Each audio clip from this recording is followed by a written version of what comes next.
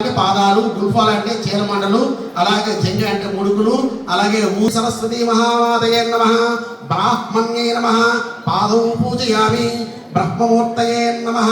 గుల్ఫౌ పూజయామి, జగత్స్వరూపిణ్యే నమః, జంఘే పూజయామి, ఓం జగదాధ్యాయే నమః, జానుని పూజయామి, ఓం చారువిలాసిన్యే నమః, ఊరుం పూజయామి, ఓం కమలభూమాయ నమః, కటిం పూజయామి, ఓం జన్మరహితాయ నమః, జగనం పూజయామి, ఓం గంభీరనాభాయ నమః,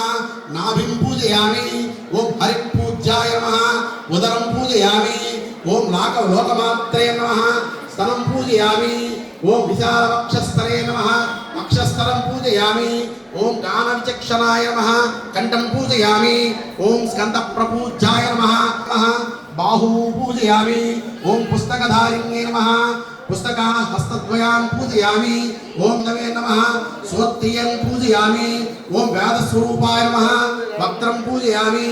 ఓం సువాసిన్యే నమః, నాసికం పూజయామి, ఓం బింబసుమనోస్థ్యే నమః, ఓష్ఠౌ పూజయామి, ఓం కమలచక్షుషే నమః, నేత్రత్రయం పూజయామి, ఓం తిలకధారణ్యే నమః, పాలం పూజయామి, ఓం మూర్తయే నమః. దర్శించాలి. ఇక్కడ సర్వప్రదాయ నమః, ముఖాం పూజయామి, ఓం శ్రీ సరస్వత్యే నమః, శిరః పూజయామి, ఓం బ్రహ్మమూర్తయే నమః,